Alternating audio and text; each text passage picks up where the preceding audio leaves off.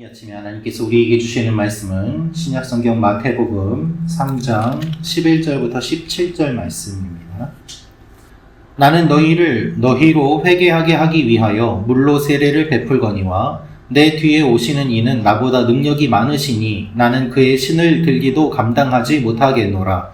그는 성령과 불로 너희에게 세례를 베푸실 것이요 손에 키를 들고 자기의 타작 마당을 정하게 하사 알곡은 모아 곳간에 들이고 쭉정이는 꺼지지 않는 불에 태우시리라. 이때 예수께서 갈릴리로부터 요단강에 이르러 요한에게 세례를 받으려 하시니 요한이 말려 이르되 내가 당신에게서 세례를 받아야 할 터인데 당신이 내게로 오시나이까. 예수께서 대답하여 이르시되 이제 허락하라. 우리가 이와 같이 하여 모든 의를 이루는 것이 합당하니라 하시니 이에 요한이 허락하는지라. 예수께서 세례를 받으시고 곧 물에서 올라오실새 하늘이 열리고 하나님의 성령이 비둘기같이 내려 자기 위에 임하심을 보시더니 같이 읽겠습니다. 하늘로부터 소리가 있어 말씀하시되 이는 내 사랑하는 아들이요 내 기뻐하는 자라 하시니라. 아멘. 오늘 말씀을 보면 요한은 회개에 대한 이야기를 하고 예수님이 사람들이 이 세례받는 것과 같이 예수님이 세례를 받으시는 내용이 기록되어 있습니다. 오늘 이 말씀을 통하여서 우리가 알 수 있는 몇 가지 내용이 있습니다. 첫째로 예수님은 성령과 불로 세례를 베푸십니다 라는 것입니다. 예수님은 성령과 불로 세례를 베푸십니다. 우리 11절 말씀 같이 읽겠습니다. 시작. 나는 너희로 회개하게 하기 위하여 물로 세례를 베풀거니와 내 뒤에 오시는 이는 나보다 능력이 많으시니 나는 그의 신을 들기도 감당하지 못하겠노라. 그는 성령과 불로 너희에게 세례를 베푸실 것이요. 요한은 회개하고 세례를 받으라고 이야기합니다. 회개와 세례는 분리되지 않는 것이죠. 회개했으면 세례를 받아야만 합니다. 그래서 세례는 물속에 들어갔다가 나오는 의식인데 그것은 무엇을 뜻하는가 하면 내가 물속에 들어감으로 죽고 물 밖으로 나옴으로 다시 살아난다는 의미가 담겨 있습니다. 그러나 물세례는 세례의 의미를 다 설명하지 못합니다. 세례의 본질적인 의미는 무엇인가 하면 변화입니다. 죽었다 살아나고 내가 변화된다. 옛사람이 죽고 새사람이 된다는 것이죠. 이것은 단지 물속에 들어갔다가 나왔다고 변화가 되는 것은 아닙니다. 내가 변화되기 위해서는 불과 성령이 아니면 불가능한 것임을 요한은 이야기하고 있습니다. 우리의 본질적인 변화를 말하고 있는 것입니다. 그래서 요한은 말합니다. 나는 물로 세례를 베풀지만 내 뒤에 오시는 분은 성령과 불로 세례를 베푸신다. 너희의 존재의 이 본질을 변하게 할 것이다 라는 것이 요한의 선포인 것입니다. 여러분, 사람은 물로 세례를 줄 수 있습니다. 그냥 물에 들어갔다 나오면 되지요. 물로 세례를 주면 됩니다. 그건 사람이 하는 것입니다. 그러나 성령과 불로 세례를 주시는 분은 주님이십니다.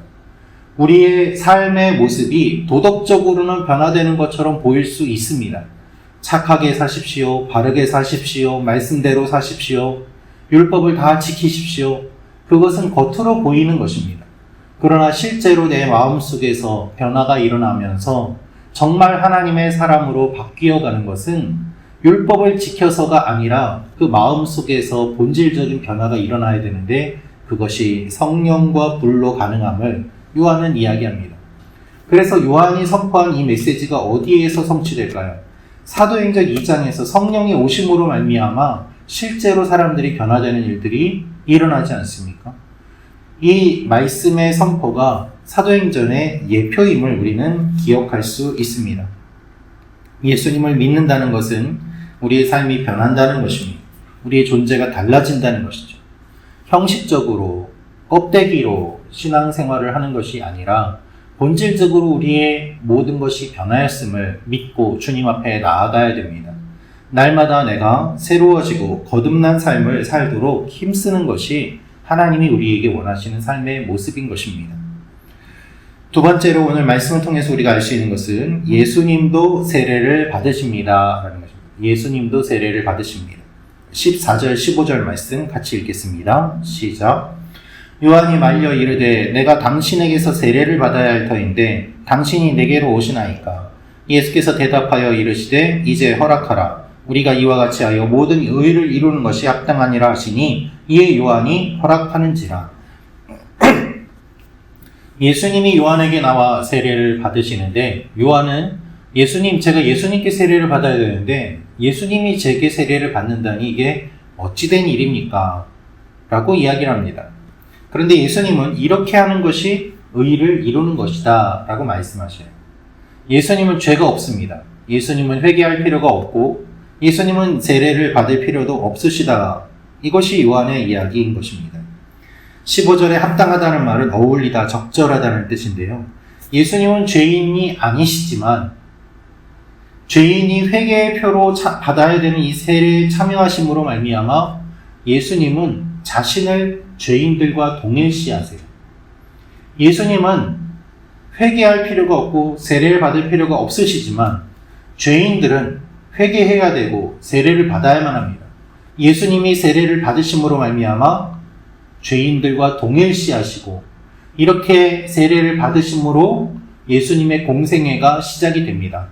내가 이 땅에 온 것은 너희를 구원하기 위함이요 죄인된 너희들을 구원하기 위해 내가 인간으로 왔다. 그러나 나는 죄가 없지만 너희와 함께하기 위해 세례를 받는다라는 것을 말씀하시죠.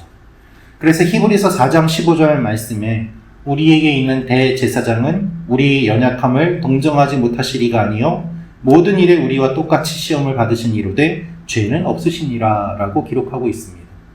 히브리서 4장 15절에서 이렇게 이야기한 것은 무엇인가 하면 인간을 구원하기 위해 예수님은 인간으로 이 땅에 오셨고 공생애를 시작하시면서 이것을 보여주셨다는 것입니다.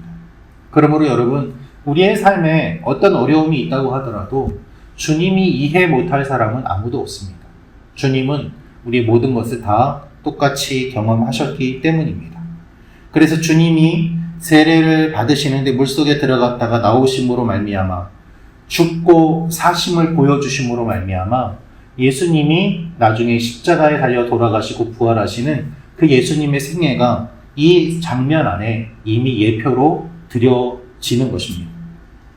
예수님은 우리와 함께 하십니다. 우리가 겪는 모든 것들을 다 같이 겪으십니다. 그래서 우리가 예수님을 믿을 수 있는 것이죠. 이 아침에 우리가 하나님 앞에 기도하며 나아갈 때 우리의 기도를 들어주시는 주님을 기대하며 기억하며 주님과 동행하며 나아가는 여러분과 제가 되기를 원합니다. 마지막으로 알 수 있는 것은 예수님을 통해 하나님의 자녀가 됩니다. 우리 16절, 17절 말씀 같이 읽겠습니다. 시작. 예수께서 세례를 받으시고 곧 물에서 올라오실새 하늘이 열리고 자기 위에 임하심을 보시더니 하늘로부터 소리가 있어 말씀하시되 이는 내 사랑하는 아들이요 내 기뻐하는 자라 하시니라. 아멘. 성경에 삼위일체 하나님이 함께 등장하는 장면은 본문이 거의 유일합니다. 성부, 성자, 성령 삼위 하나님께서 한 장면에 등장하시고 함께 하심으로 인해서 앞으로의 모든 사역도 삼위일체 하나님의 사역임을 보여주십니다. 예수님이 사역하시는 모든 사역은 하나님의 사역이 됩니다. 그래서 예수님께서는 나를 본 자는 아버지를 본 자다라고 말씀하셨습니다. 이것을 사람들이 이해하지 못하는 이유는 공생의 첫 발걸음을 떼시는 이 장면을 이해하지 못하기 때문입니다. 예수님이 세례를 받으심으로 하나님의 아들이 되고 예수님이 되셨다고 오해하는 사람들이 있습니다. 그렇지 않습니다. 예수님은 원래 예수님이고 세례를 받으심으로 하나님이 이 사역의 시작을 선포하셨음을 우리가 알아야 하는 것이죠. 예수님을 보시고 하늘에서 소리가 났습니다. 이는 내 사랑하는 아들이요 내 기뻐하는 자다 라고 말입니다.